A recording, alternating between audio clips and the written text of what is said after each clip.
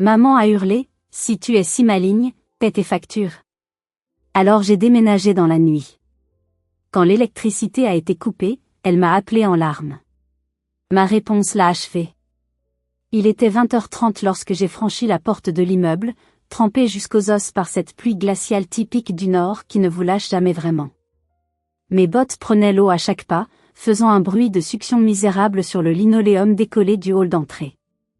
Je venais d'enchaîner 10 heures de travail à l'usine d'emballage, scannant des milliers de colis Amazon jusqu'à ce que mes yeux brûlent et que mes poignets ne soient plus que de la douleur pure.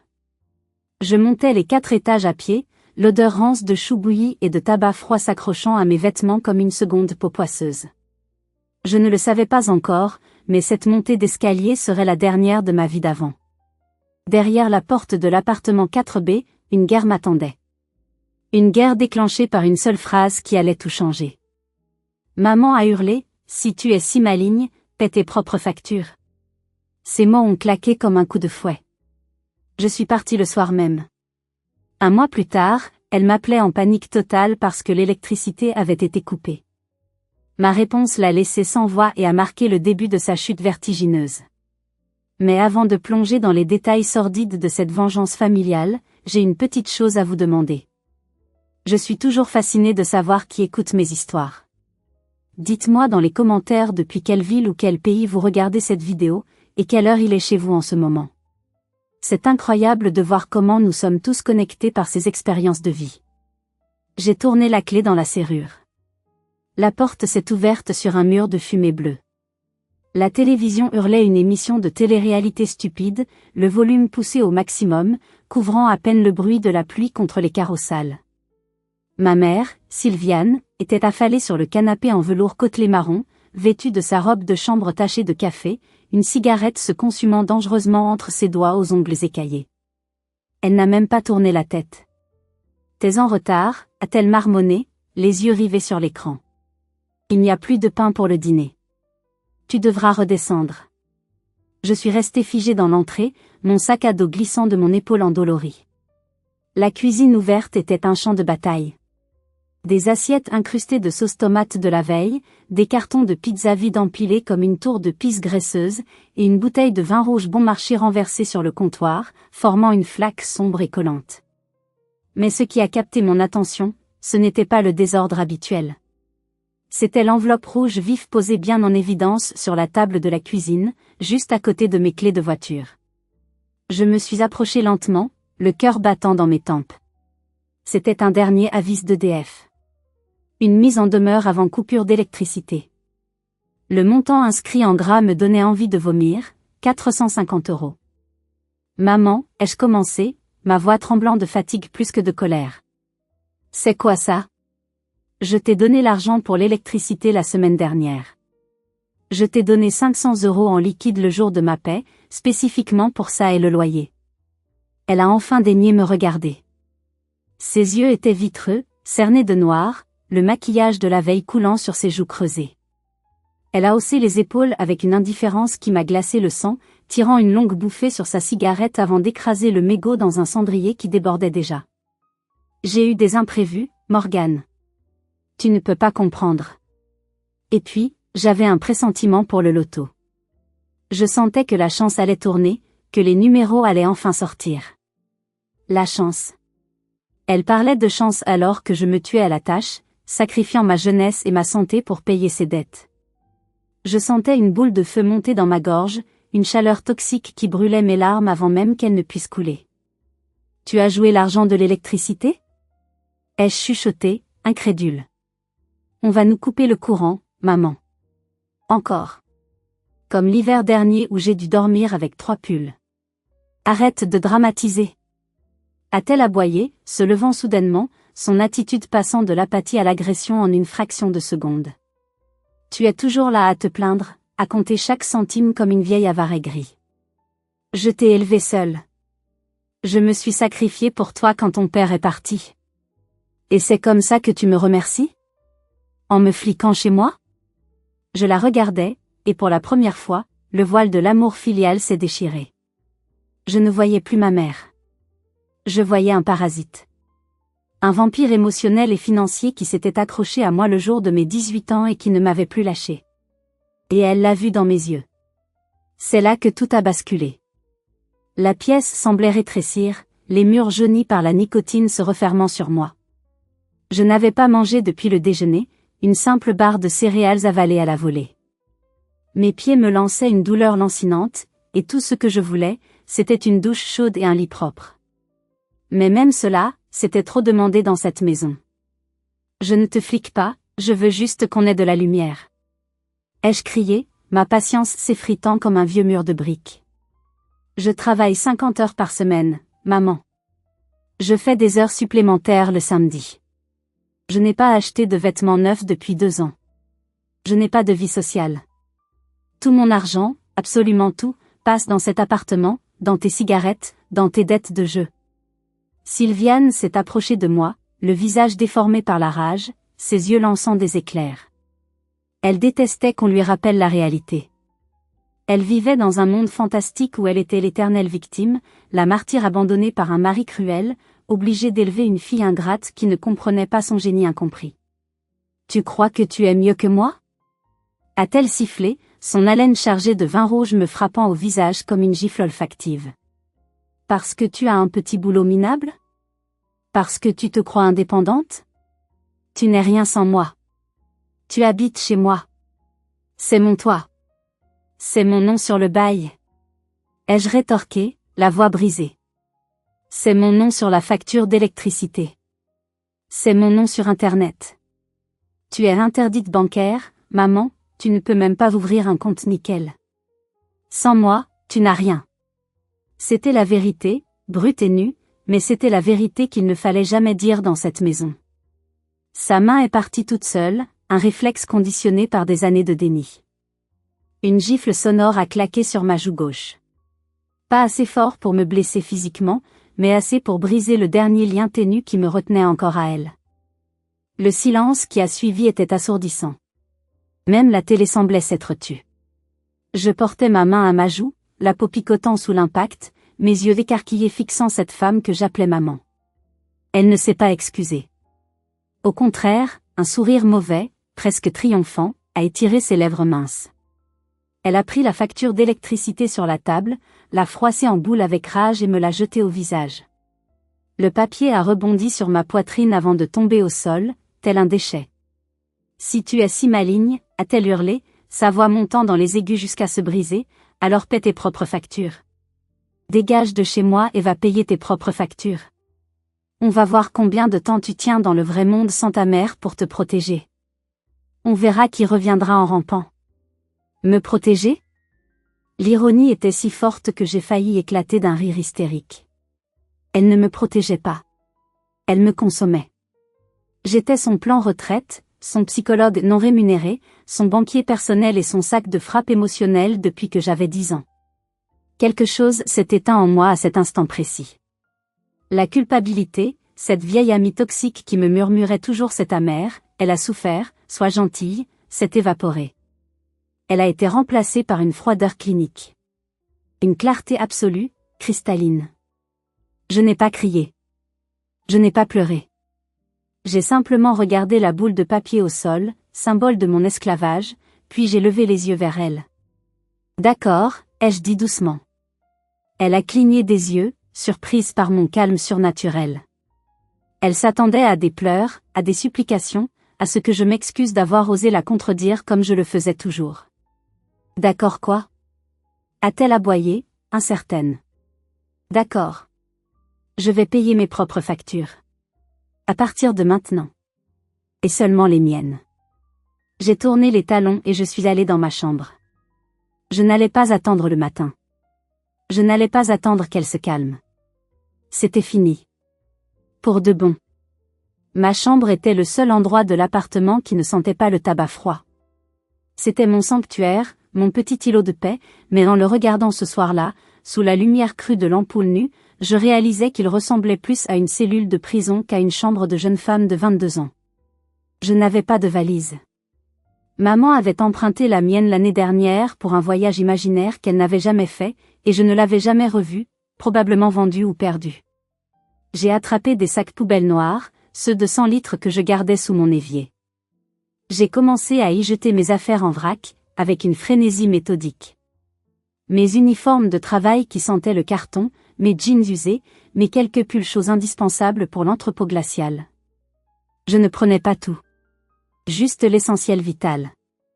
Mon ordinateur portable, mon chargeur, et surtout, mon dossier de documents administratifs, cette pochette bleue que j'avais gardée précieusement cachée sous mon matelas. J'ai aussi pris la seule photo encadrée que j'avais, moi et mon père au parc, prise juste avant qu'il ne parte acheter des cigarettes et ne revienne jamais, me laissant seule avec elle. Mes mains tremblaient, non pas de peur, mais d'adrénaline pure. Chaque vêtement fourré dans le sac me semblait alléger un poids invisible sur mes épaules. C'était comme si je retirais des briques que je portais depuis une décennie.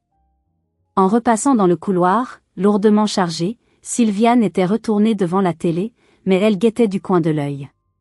Quand elle m'a vue avec mes 2 gros sacs poubelles noirs, elle a éclaté d'un rire strident, cruel, qui a résonné contre les murs nus. Oh, regarde là! Cendrillon s'en va. Elle s'est levée, une nouvelle cigarette vacillante au coin des lèvres, la cendre tombant sur le tapis. Tu vas aller où, hein? Chez qui? Personne ne veut d'une fille à problème comme toi. Tu reviendras en rampant d'ici 2 jours quand tu auras faim. Et quand tu reviendras, tu devras me supplier à genoux pour que je te laisse entrer. Tu devras payer le double. Je me suis arrêtée, la main sur la poignée froide de la porte d'entrée. J'ai pris une profonde inspiration. L'air du couloir sentait toujours le chou, mais pour la première fois, il sentait aussi la possibilité d'un ailleurs. Garde tes clés, ai-je dit en les posant doucement sur le petit meuble de l'entrée. Et ne m'attends pas. Je ne reviendrai pas. J'ai ouvert la porte et je suis sortie. J'ai dévalé les 4 étages sans me retourner, les insultes de ma mère résonnant dans la cage d'escalier comme les échos d'un mauvais rêve qui s'estompe. Dehors, la pluie tombait toujours, glaciale et impitoyable. Mais bizarrement, alors que l'eau trempait mon manteau et collait mes cheveux à mon visage, je ne sentais pas le froid. Je sentais le feu. Je marchais vite, traînant mes sacs vers l'arrêt de bus, mes bottes claquant sur le bitume mouillé. Je n'avais nulle part où aller, sauf une adresse en tête. Léa. J'ai sorti mon téléphone, mes doigts mouillés glissant sur l'écran tactile. Léa, c'est urgent. Je suis partie. Je peux venir? Les 3 points de suspension ont dansé pendant une éternité qui a duré 30 secondes. Puis la réponse est arrivée, j'arrive te chercher. Bouge pas. Je suis là dans 10 minutes. Je me suis effondrée sur le banc de l'arrêt de bus, serrant mes sacs poubelles contre moi comme des trésors inestimables. J'étais techniquement SDF, fauchée, et seule sous la pluie. Mais j'étais libre. Du moins, c'est ce que je croyais naïvement. Je pensais que le pire était derrière moi, que j'avais coupé le cordon. J'ignorais totalement que ma mère avait laissé une bombe à retardement financier attachée à ma cheville, et que le compte à rebours touchait à sa fin. L'appartement de Léa, situé dans le centre de l'île, était l'opposé polaire de chez moi. Il faisait chaud, une chaleur douce et enveloppante. Ça sentait la bougie parfumée à la vanille et le linge propre, une odeur de normalité qui me donnait le vertige. Ses parents, des gens discrets et d'une gentillesse absolue, ne m'ont posé aucune question gênante ce soir-là. Ils ont vu ma détresse, mes vêtements trempés, et m'ont juste offert un bol de soupe chaude avant d'installer un matelas gonflable dans la chambre de Léa. Cette première nuit, je n'ai pas dormi une seule seconde. Le silence était terrifiant. J'étais habituée au bruit de fond constant de la télé de ma mère jusqu'à 3 heures du matin, à ses quintes de tout grasse, au bruit des voisins qui se disputent à travers les murs en papier à cigarettes. Ici, c'était le calme absolu. Je fixais le plafond, attendant le drame, attendant que quelqu'un vienne me crier dessus pour une erreur imaginaire. Le lendemain matin, Léa, qui était en 3e année de droit et avait un esprit aussi affûté qu'un scalpel, s'est assise sur le lit avec moi, un café fumant à la main et un air très sérieux. « Morgane, il faut qu'on parle logistique », a-t-elle dit doucement, posant sa main sur mon bras. « Tu as quitté l'appartement, c'est génial. Je suis fière de toi. Mais, tu m'as dit que tout était à ton nom. » J'ai hoché la tête, un morceau de pain beurré coincé dans la gorge, soudainement sec. Le bail, l'électricité, le gaz, Internet. Elle ne pouvait rien prendre à son nom à cause de ses dettes passées, de son interdiction bancaire. Elle m'a fait signer dès mes 18 ans. Léa a grimacé, une expression de douleur empathique. Si tu ne fais rien, tu es légalement responsable. Si elle arrête de payer le loyer et on sait toutes les deux qu'elle le fera dès le mois prochain, c'est toi que l'huissier viendra chercher. C'est ton salaire qu'ils vont saisir à la source. Un frisson a parcouru mon échine. Je n'y avais pas pensé dans la fureur du départ. Je voulais juste fuir l'abus. Il faut que tu résilies tout. Maintenant, a insisté Léa. Mais avant ça, Morgane, tu dois vérifier tes comptes. Pas juste ton compte courant. Tout. Tu dois vérifier si elle n'a rien fait d'autre. Comme quoi? Ai-je demandé naïvement, ne voulant pas comprendre. Comme des crédits à la consommation. Des ouvertures de lignes téléphoniques. Des achats en plusieurs fois. C'est classique dans ce genre d'histoire de parents toxiques. Je voulais lui dire qu'elle se trompait. Que ma mère était égoïste, méchante, manipulatrice, oui, mais pas criminelle. Pas au point de me voler mon identité et de détruire mon futur. C'était ma mère, après tout. Elle m'avait donné la vie. Je vais vérifier, ai-je promis pour la rassurer. Mais je dois retourner là-bas. J'ai oublié mon carnet de santé et quelques papiers importants que je n'ai pas trouvés hier soir. N'y va pas seule, a prévenu Léa. Elle joue au bingo le mardi après-midi, c'est sacré pour elle, ai-je répondu. L'appartement sera vide. J'irai vite. J'ai encore le double des clés. Si j'avais su ce que j'allais trouver dans cet appartement vide, je ne suis pas sûre que j'aurais eu le courage d'y retourner. Ce que j'allais découvrir allait transformer ma tristesse en une guerre totale et sans merci. Je suis retournée à l'appartement 3 jours plus tard. La clé a tourné dans la serrure avec un grincement familier qui m'a donné la nausée. L'appartement était plongé dans la pénombre, les volets fermés. L'air était encore plus vicié que lors de mon départ, une odeur de renfermé et de négligence. J'ai filé directement dans la chambre de ma mère. Je savais qu'elle cachait ses trésors sous son lit, loin des regards. Pas des bijoux, non. Des papiers. Des secrets. J'ai tiré une vieille boîte à chaussures Nike écrasée, couverte de poussière. Mon cœur battait la chamade, résonnant dans mes oreilles comme un tambour de guerre. J'ai soulevé le couvercle en carton déchiré. À l'intérieur, c'était le chaos. Des talons de chèques, des tickets de grattage perdant par centaines, et des dizaines d'enveloppes non ouvertes ou déchirées grossièrement. J'ai commencé à fouiller, et très vite, mes mains se sont mises à trembler de manière incontrôlable. La première lettre était de la Cofidis. Une lettre de relance agressive pour un crédit renouvelable. Le nom sur le courrier? Mademoiselle Morgane D. Le montant dû? 3 500 €. J'ai senti le sol se dérober sous mes pieds. Je n'avais jamais pris de crédit. Jamais. J'ai continué à creuser, frénétiquement, les larmes brouillant ma vue. Une lettre de la Redoute pour une carte de crédit magasin. Une autre de printemps. Un échéancier pour un prêt personnel chez Sofinco pour l'achat de mobilier et équipements multimédia. La télévision. Cette maudite télé 65 pouces qu'elle avait ramenée un jour en disant triomphalement que c'était un cadeau d'un ami riche. C'était moi qui la payais. Enfin, c'était mon nom qui la payait, avec des intérêts exorbitants. J'ai sorti mon téléphone et j'ai commencé à prendre des photos de tout, page après page. Chaque lettre. Chaque relevé. Les dates remontaient à mes 18 ans et 2 jours. Dès que j'étais devenue majeure légalement, elle avait commencé. Elle avait attendu cet anniversaire non pas pour me célébrer, mais pour m'exploiter. Le total? J'ai fait un calcul rapide sur la calculatrice de mon téléphone, l'estomac noué. Environ 12 000 €. 12 000 €. C'était plus d'une année de mon salaire net à l'usine. C'était une montagne infranchissable. Je me suis assise par terre, au milieu de la poussière et des moutons sous le lit de ma mère, entourée de la preuve tangible de sa trahison absolue. Ce n'était pas juste de l'argent. C'était mon nom. C'était ma crédibilité.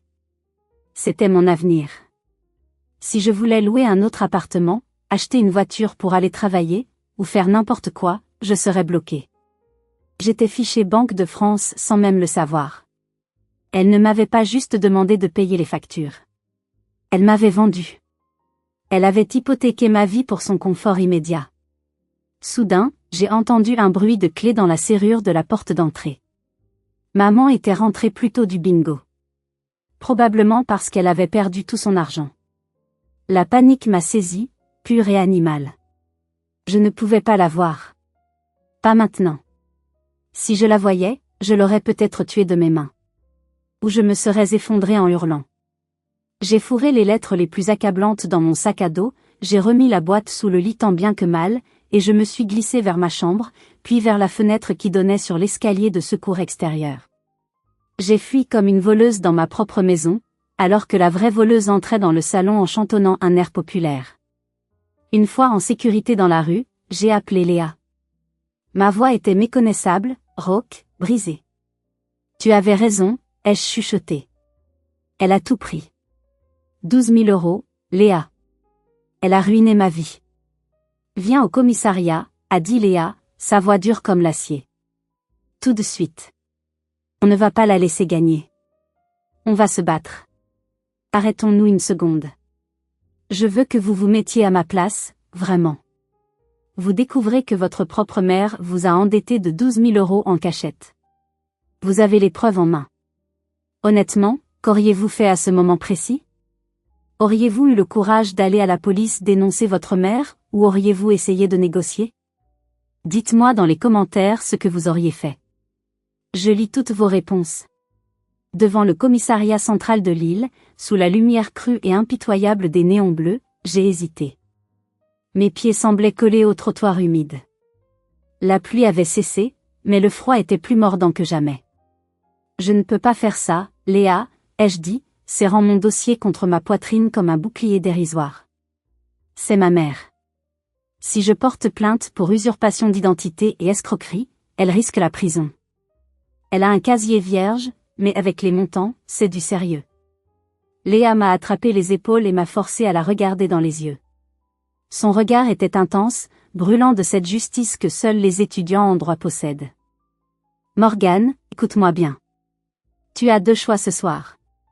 Choix numéro 1, tu ne dis rien. Tu passes les 10 prochaines années à manger des pâtes, à rembourser 12 000 € plus les intérêts monstrueux. Tu ne pourras jamais avoir ton propre appartement.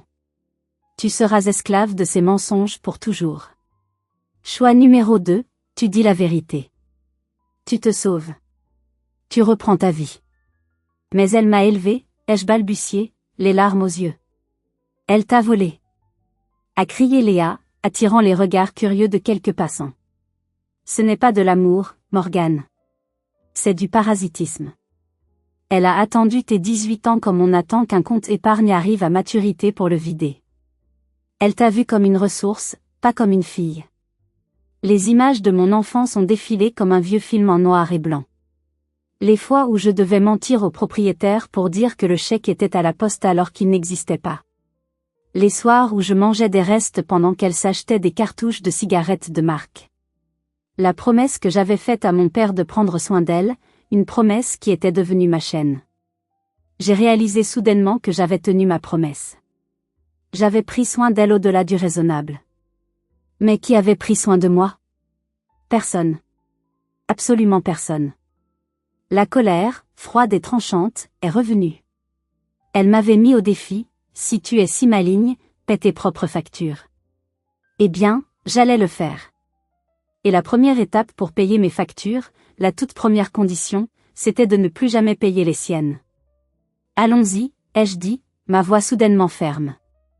Entrer dans ce commissariat a été la chose la plus difficile que j'ai jamais faite. L'odeur de café froid, de sueur et de désinfectant m'a pris à la gorge.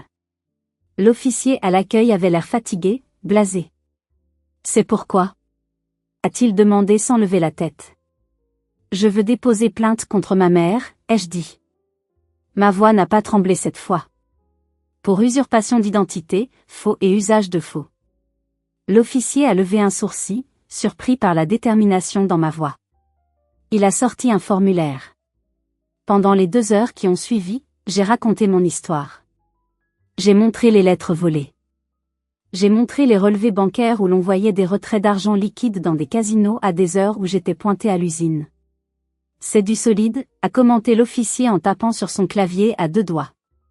Avec ça, vous pourrez contester les dettes auprès des organismes de crédit. Ils se retourneront contre le véritable auteur de la fraude.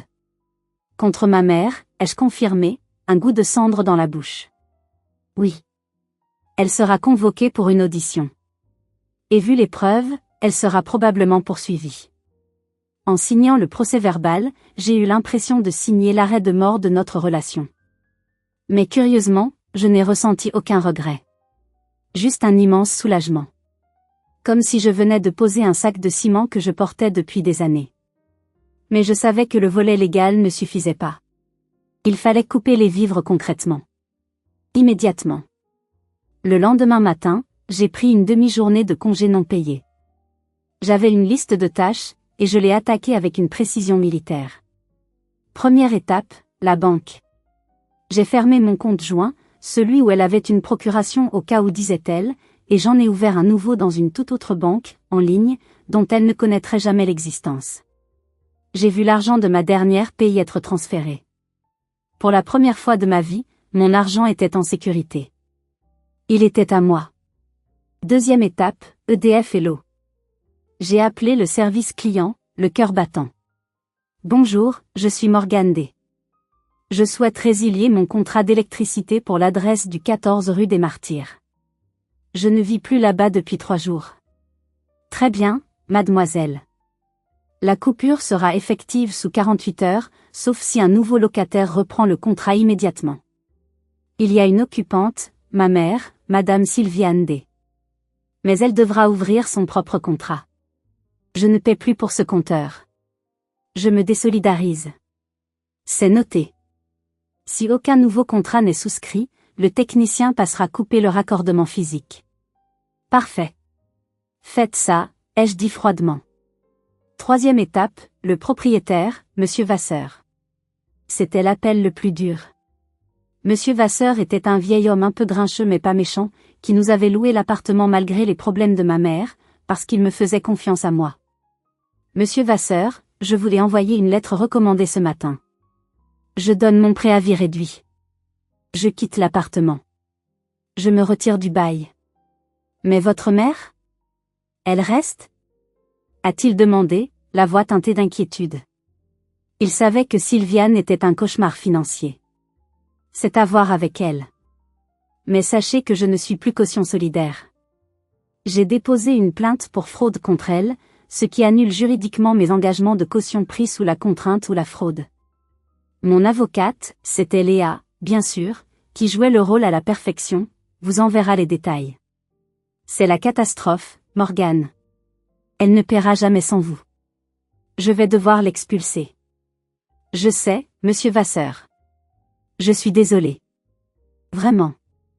Mais je ne peux plus me noyer pour la garder à flot. J'ai raccroché. C'était fait. J'avais dynamité les fondations de sa vie confortable. J'avais retiré les piliers qui soutenaient son existence parasitaire.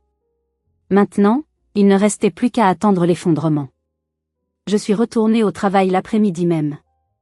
Mes collègues m'ont trouvée bizarrement joyeuse pour quelqu'un qui dormait sur un matelas gonflable chez une amie. Je scannais les colis avec une énergie nouvelle. Je n'étais plus la victime. J'étais le bourreau, et pour la première fois, ça me plaisait. Mais Sylviane n'allait pas se laisser faire sans combattre. Le silence a duré 3 semaines. 3 semaines étranges où les organismes de crédit ont commencé à recevoir mes contestations officielles. 3 semaines où les lettres de mise en demeure ont commencé à s'empiler dans sa boîte aux lettres, des lettres qu'elle ne pouvait plus ignorer. Et puis, un soir, la lumière s'est éteinte. C'était un mardi soir, un mois après mon départ. J'étais chez Léa, en train de réviser mon CV pour trouver un deuxième emploi, un petit boulot de week-end afin de me constituer une épargne de sécurité plus rapidement. Mon téléphone a vibré sur la table basse. Maman s'affichait sur l'écran. Je l'ai regardé, le cœur battant un peu plus vite, mes mains devenant moites. J'ai laissé sonner 3 fois, prenant le temps de respirer. Puis j'ai décroché, mettant le haut-parleur pour que Léa puisse entendre. Allô? Ai-je dit, d'une voix neutre, contrôlée. Morgane. Sa voix était stridente, paniquée, à la limite de l'hystérie. Qu'est-ce que tu as fait? Bonsoir à toi aussi, maman. De quoi tu parles? Il fait noir. Tout est noir. La télé s'est éteinte en plein milieu de mon émission. Le frigo ne fait plus de bruit. J'ai vérifié les plombs, ce n'est pas ça. Pourquoi tu n'as pas payé la facture? J'ai pris une gorgée de Monté chaud, savourant la chaleur du liquide qui contrastait avec la froideur de la conversation. Je t'avais prévenu, maman. Le soir où je suis partie. Tu te souviens? Tu m'as hurlé dessus. Tu m'as dit, mot pour mot, si tu es si maligne, paie tes propres factures. Il y a eu un silence au bout du fil, juste le bruit de sa respiration saccadée et paniquée. Je l'ai fait, ai-je continué, articulant chaque mot. J'ai payé mes factures. Celle de mon téléphone, celle de ma nourriture, et celle de mon loyer, ici. L'électricité de ton appartement, c'est ta facture. Pas la mienne. Mais je ne peux pas payer. A-t-elle crié, sa voix se brisant. Il demande 450 € plus les frais de réouverture. Je n'ai pas cet argent. Mes surgelés vont pourrir. Je ne peux même pas charger mon téléphone, je suis à 10%. C'est embêtant, ai-je répondu calmement. Vraiment embêtant. Peut-être que tu devrais arrêter de jouer au bingo. Ou vendre cette télé géante que tu as achetée à mon nom. Ah non, attends, tu ne peux pas la vendre, elle n'est pas payée. Tu sais pour la télé? Sa voix a baissé d'un ton, passant de la colère à la peur pure. Je sais pour tout, maman. La télé, la Cofidis, la Redoute, le Crédit Sofinco. Tout. Et la police le sait aussi. J'ai porté plainte. La police? Elle a chuchoté ce mot comme s'il était maudit, comme s'il brûlait sa langue. Tu as osé, contre ta propre mère? Tu veux m'envoyer en prison? Tu as osé voler ta propre fille? Ai-je répliqué, coupant court à sa tentative de manipulation émotionnelle. Tu as osé hypothéquer mon avenir? Débrouille-toi, maman. Tu voulais que je sois une adulte indépendante? Voilà, je le suis. Bonne chance dans le noir. J'ai raccroché avant qu'elle ne puisse répondre. Mes mains tremblaient, mais cette fois, ce n'était pas de peur. C'était l'adrénaline de la victoire. J'avais frappé fort. Mais je savais qu'elle n'allait pas en rester là. Sylviane était comme un animal piégé. Elle allait mordre. Et elle a sorti son arme secrète, celle qu'elle gardait toujours en réserve, la famille. Dès le lendemain, mon téléphone est devenu une zone de guerre. Sylviane avait lancé sa campagne de diffamation. D'abord, ma grand-mère, sa mère, qui vivait en maison de retraite et qui perdait un peu la tête, m'a laissé un message vocal en pleurs, sa voix chevrotante me transperçant le cœur. « Morgane, ma petite, pourquoi tu fais ça à ta maman? Elle m'a appelé, elle dit que tu l'as laissée mourir de froid. C'est pas chrétien, ma chérie. On n'abandonne pas sa mère. » Ensuite, mes cousins, avec qui je n'avais pas parlé depuis des années. Des messages Facebook haineux ont commencé à affluer. « T'es une grosse merde. Ta mère a tout sacrifié pour toi et tu la voles? On sait que t'as pris l'argent de son coffre avant de partir. Rends l'argent. » Elle avait retourné l'histoire. Bien sûr. C'était du génie maléfique. Dans sa version, j'étais la voleuse. J'avais pillé ses économies imaginaires et je m'étais enfuie, la laissant sans ressources dans le noir. C'était brillant, d'une perversité absolue. Je me sentais isolée. C'est terrible de savoir la vérité quand tout le monde croit au mensonge. J'avais envie de hurler sur les toits, de poster les preuves sur Facebook, de scanner le rapport de police, mais Léa m'a conseillé de ne rien faire. Garde ça pour le tribunal, a-t-elle dit. Ne joue pas son jeu sur les réseaux sociaux. Mais le pire restait à venir. Tante Jocelyne. Jocelyne, la sœur aînée de ma mère. Une femme sévère, rigide, qui dirigeait sa famille comme une entreprise militaire. Elle n'avait jamais vraiment aimé ma mère, qu'elle trouvait irresponsable et brouillonne, mais pour Jocelyne, la famille était sacrée. On ne lave pas son linge sale en public, et on n'abandonne pas les siens, peu importe les circonstances. 3 jours après la coupure d'électricité, Jocelyne m'attendait à la sortie de l'usine. Elle était appuyée contre sa Peugeot 208 impeccable, les bras croisés, le visage fermé comme une porte de prison. « Monte », a-t-elle ordonné sans même dire bonjour. Je suis montée. Je n'avais pas la force de me battre sur le parking devant mes collègues qui sortaient de leur car. « Ta mère est chez moi », a dit Jocelyne en démarrant brusquement. Elle dort sur le canapé. Elle est dans un état lamentable. Elle dit que tu as vidé ses comptes et que tu l'as laissée sans rien. C'est faux, ai-je dit, regardant la route défiler, fatiguée de devoir me justifier. Jocelyne a soupiré, sortant une enveloppe blanche de son sac à main de marque. Elle l'a jetée sur mes genoux avec mépris. Tiens. Il y a 500 €. Va payer l'électricité et rends-lui ses clés. Je ne veux pas savoir ce qui s'est passé entre vous, je m'en fiche, mais ça s'arrête maintenant. Tu es la fille, elle est la mère. Tu lui dois le respect. C'est la hiérarchie naturelle. J'ai regardé l'enveloppe. C'était tellement tentant. Juste prendre l'argent, payer, et faire taire tout le monde. Retrouver le calme. Arrêter les messages haineux. Mais ce serait un faux calme. Ce serait admettre que j'avais tort. Ce serait retourner dans la prison. J'ai reposé l'enveloppe sur le tableau de bord, doucement mais fermement. Non, tante Jocelyne. Elle a pilé au feu rouge, me foudroyant du regard, ses yeux écarquillés de surprise. Quoi? Tu refuses? Tu refuses d'aider ta mère? Je refuse d'être le bouc émissaire. Tu n'as entendu que sa version, celle qui l'arrange. Tu veux la vérité? La vraie vérité, avec des preuves? Je n'ai pas de temps pour tes gamineries et tes drames d'adolescente. Ce ne sont pas des gamineries. Ai-je crié, ma voix remplissant l'habitacle. Ce sont des crimes. Si tu veux savoir pourquoi ta sœur est à la rue, invite-la à dîner ce soir. Je viendrai. Et j'apporterai mon dossier. Si après avoir vu ce que j'ai à te montrer, tu penses encore que je suis la méchante, alors je paierai. Je paierai tout. Je prendrai l'argent et je m'excuserai. Jocelyne m'a scruté, cherchant une trace de mensonge ou d'hésitation dans mes yeux. Elle n'a vu que de l'épuisement et une détermination féroce, inébranlable. D'accord, a-t-elle dit froidement. Ce soir, 20 h. Ne sois pas en retard. Et ne me fais pas perdre mon temps. La maison de tante Jocelyne sentait le pot-au-feu et la cire pour meuble. Une odeur d'ordre, de respectabilité et de tradition. Quand je suis entrée, ma mère était déjà là, assise dans le fauteuil en velours du salon, enveloppée dans une couverture en laine. Elle a joué le grand jeu. Elle ne s'était pas maquillée, ses cheveux étaient en bataille, et elle tremblait légèrement, probablement de manque de nicotine, mais ça passait pour du chagrin intense.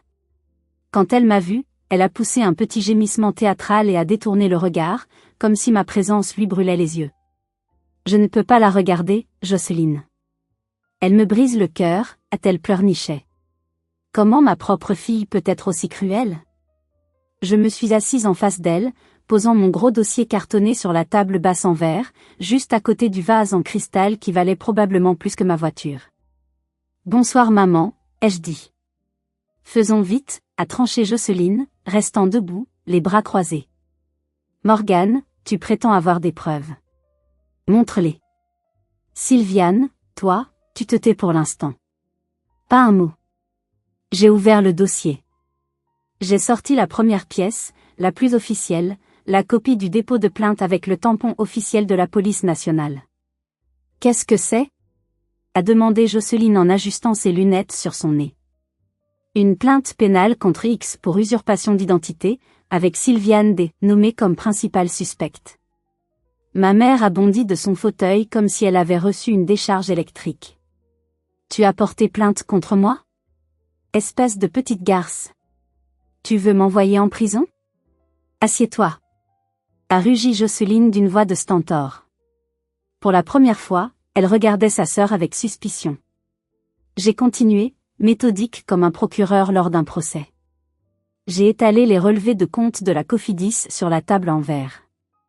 Regarde les dates, tante Jocelyne. Le 12 mars. Un retrait de 300 € à 14 h 30 au distributeur du Casino Barrière. Où étais-je le 12 mars à 14h30? J'ai sorti ma fiche de paie avec mes horaires pointés électroniquement. J'étais à l'usine. De 8h à 18h. Impossible que ce soit moi. Je ne peux pas être à deux endroits à la fois. J'ai sorti une autre feuille. Le crédit Sofinco. La signature. Regarde bien. J'ai mis la fausse signature à côté de la mienne sur ma carte d'identité. C'était une imitation grossière, tremblotante. C'est mon écriture ça? Non. C'est celle de maman. Tu reconnais ces boucles sur les L? Jocelyne feuilletait les pages, son visage passant de la sévérité à la pâleur. Elle lisait les montants. 1000 euros. 500 euros. 3000 euros. Des achats chez des marques de luxe, des retraits en cash, des restaurants. Sylviane, a murmuré Jocelyne, la voix tremblante. C'est quoi tout ça? Tu m'as dit qu'elle t'avait volé. Mais c'est son nom sur les dettes. Et c'est toi qui as dépensé l'argent? C'était pour la maison. A crié ma mère, acculée, les larmes coulant sur ses joues, mélange de rage et de peur. On avait besoin de manger. Elle ne donnait pas assez. Un écran plat de 1500 euros pour manger? Ai-je interpellé. Des vêtements chez Zara pour manger? Des retraits au casino pour manger? Sylviane s'est effondrée en larmes, mais ce n'était plus des larmes de victime. C'étaient les larmes de rage d'un enfant pris la main dans le sac. Tu ne comprends pas, hurlait elle. J'ai eu une vie dure. Ton père m'a laissé. J'ai le droit de me faire plaisir un peu. Elle me doit tout. Je l'ai nourrie, je l'ai logée, je l'ai torchée. C'est normal qu'elle paie. C'est le retour sur investissement. Jocelyne a fermé le dossier doucement. Le silence est retombé, lourd et définitif. Elle a regardé sa sœur avec un mélange de pitié et de dégoût profond. Tu as volé l'avenir de ta fille pour jouer aux machines à sous, Sylviane. Et tu as osé venir chez moi, manger ma nourriture, dormir dans mes draps, et me mentir en face. Tu as essayé de me monter contre elle. Jocelyne, ne l'écoute pas. C'est une manipulatrice. Tais-toi. La voix de Jocelyne était tranchante comme une lame de rasoir. Tu ne dors pas ici ce soir. Je te paie une nuit d'hôtel. Une seule. Et demain, tu te débrouilles. Je ne veux plus te voir tant que tu n'auras pas réglé ça et remboursé chaque centime. Ma mère est devenue blanche comme un linge. Elle venait de perdre son dernier allié. Son château de cartes venait de s'effondrer. Les semaines qui ont suivi ont été une descente aux enfers pour ma mère, et une lente reconstruction pour moi. Sans moi pour payer le loyer, et sans Jocelyne pour la dépanner financièrement, Sylviane n'a pas tenu un mois. Le propriétaire, Monsieur Vasseur, n'a pas perdu de temps. Comme nous étions en avril, la trêve hivernale, qui interdit les expulsions pendant l'hiver en France, venait de se terminer. Avec ma plainte et mon désistement officiel du bail, il a pu accélérer la procédure pour défaut de paiement et occupation sans droit ni titre. Je recevais des nouvelles par bribes, via des cousins qui avaient fini par s'excuser, après que Jocelyne leur ait raconté la vérité. Je savais qu'elle avait essayé de vendre ses meubles, mais personne ne voulait de vieux trucs imprégnés d'odeur de tabac. La télé géante? Saisie par les huissiers pour rembourser une partie de la dette Sofinco avant même qu'elle ne puisse la vendre. Je continuais à vivre chez Léa, économisant chaque centime comme une forcenée. J'avais trouvé un petit studio pour le 1er juin. C'était minuscule, 18 mètres carrés sous les toits, mais c'était à moi. J'avais commencé à recevoir des lettres des organismes de crédit, suite à votre dépôt de plainte, le recouvrement est suspendu en attendant les résultats de l'enquête. Je n'étais pas encore totalement sorti d'affaires, mais je ne coulais plus. Je respirais enfin. Une fois, elle a essayé de venir à mon travail. J'étais en pause déjeuner sur le parking quand je l'ai vue arriver, l'air hagard. Elle a commencé à crier mon nom devant mes collègues. J'ai failli mourir de honte. La sécurité l'a escortée dehors avant qu'elle ne puisse m'approcher, mais j'ai vu son regard. C'était le regard d'une bête traquée. Elle m'avait crié, « Tu vas payer pour ça. » Mais je ne payais plus. C'était elle qui payait, pour la première fois de sa vie. Et puis, le jour fatidique est arrivé. Le jour de l'expulsion. Je n'avais pas prévu d'y aller. Mais j'avais besoin de clore ce chapitre. Je voulais voir de mes propres yeux que le monstre avait quitté le château, que je ne craignais plus rien. Je me suis garé en bas de la rue, dans la voiture de Léa. Il pleuvait encore, une pluie fine et triste, comme le soir de mon départ. Une symétrie poétique cruelle. J'ai vu le camion de déménagement. J'ai vu les huissiers, des hommes en noir, impassibles, portant des cartons. Le serrurier changeait le barillet de la porte. Et j'ai vu ma mère. Elle était sur le trottoir, avec 3 valises dépareillées et quelques sacs plastiques remplis à la hâte. Elle avait l'air si petite. Si vieille. Si vaincue. Mon téléphone a sonné. C'était elle. Je savais que je ne devrais pas répondre. Léa m'avait dit nos contacts. Mais j'ai décroché. J'avais besoin d'entendre ce qu'elle avait à dire. Allô? Ils m'ont mise dehors, Morgane. Sa voix était vide, éteinte. Plus de colère. Plus de manipulation. Juste le néant. Je suis sur le trottoir. Sous la pluie. Comme un chien. Je regardais sa silhouette à travers le pare-brise couvert de gouttes. Je sais, ai-je dit. Tu es contente? Tu as gagné. Tu as détruit ta mère. J'espère que tu es fière de toi. Tout le quartier me regarde. J'ai honte. J'ai ressenti une pointe de douleur, vive, au niveau du cœur. C'est le piège ultime des parents toxiques. Ils vous font croire que votre survie est une agression contre eux. Ce n'était pas un jeu, maman. Il n'y a pas de gagnant. J'ai juste arrêté de perdre. J'ai arrêté de te laisser me détruire. Tu es sur ce trottoir à cause de tes choix. Pas des miens. Tu as choisi de jouer au lieu de payer le loyer. Tu as choisi de me voler au lieu de m'aimer. Je n'ai nulle part où aller, a-t-elle sangloté. Jocelyne ne répond plus. Grand-mère ne peut pas me prendre. Je vais dormir dans la rue. Ta propre mère, Morgane. Tu vas laisser ta mère dormir dans la rue? C'était le moment de vérité. Le moment où l'ancienne Morgane aurait craqué. J'aurais pu dire viens chez Léa, ou je te paie un hôtel. J'aurais pu replonger dans le cycle infernal. J'ai serré le volant si fort que mes jointures sont devenues blanches. J'ai pensé à mon compte en banque, à mon avenir, à ma santé mentale. Il y a un foyer d'hébergement d'urgence à 2 rues, rue des Postes. Ils ouvrent à 18h. Tu devrais y aller maintenant pour avoir une place. C'est propre et ils donnent un repas chaud. Un foyer?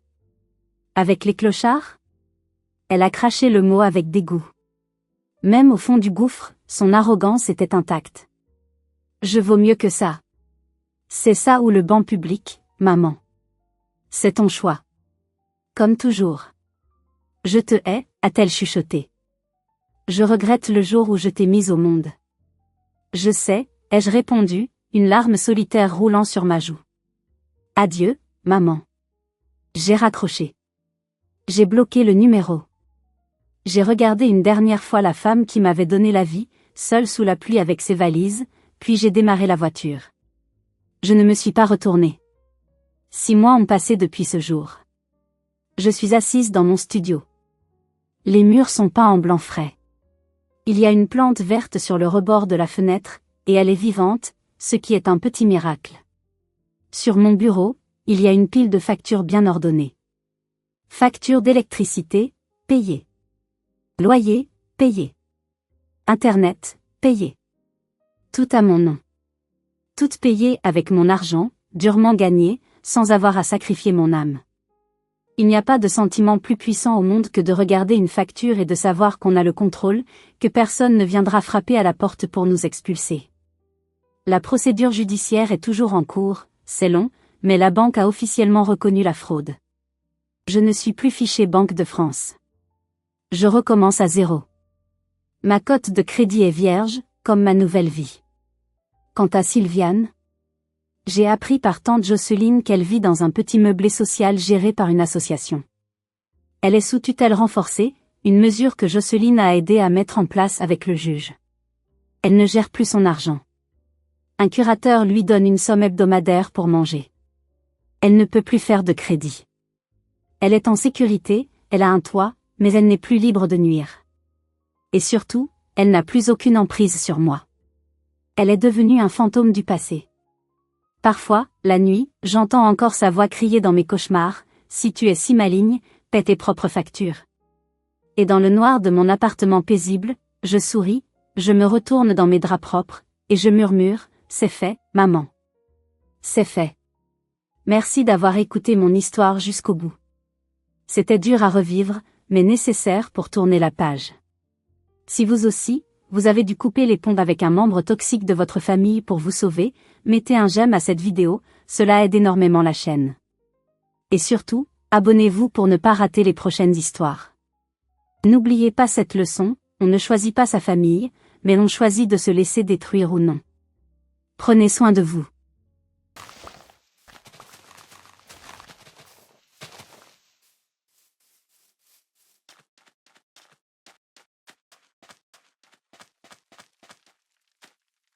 Masih sama aku, stop.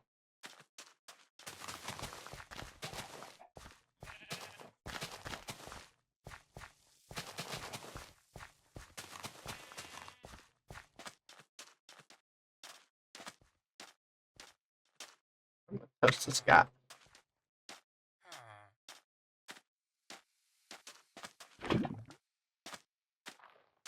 Oh, I can have lava in my thing where I leave stuff I don't.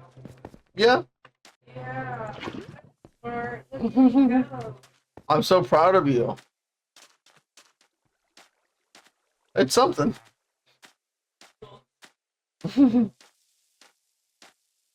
I'm telling you, you said that.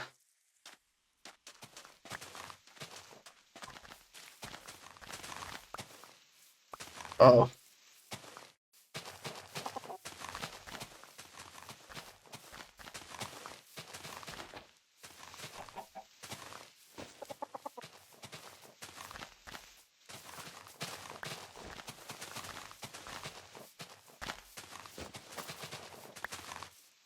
Come on, give me just more seeds, please.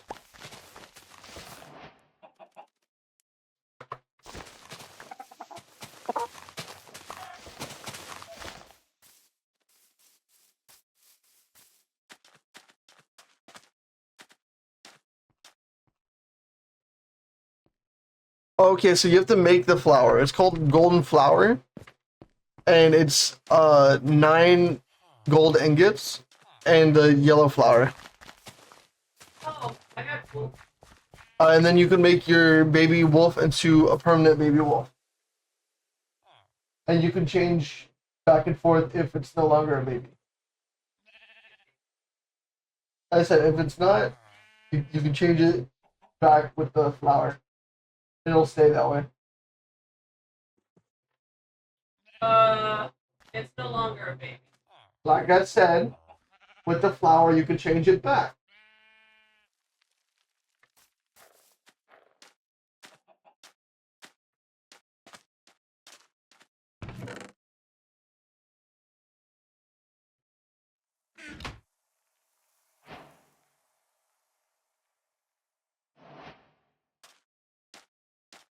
I got the flour. Oh shit! You give him a water bottle, he gives you an emerald. Yeah. Hey. No meow. An emerald for name tag. Come here.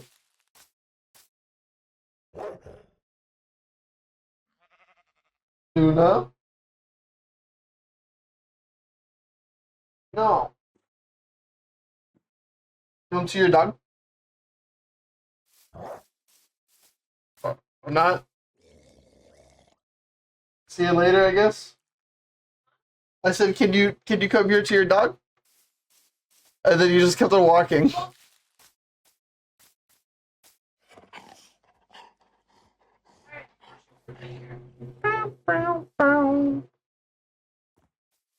Oop.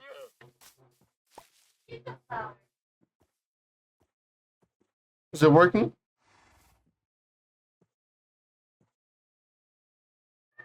Don't crouch. Hmm. Hey, no meowing. I'll have to look it up. Keep the flower though. I'll put it in my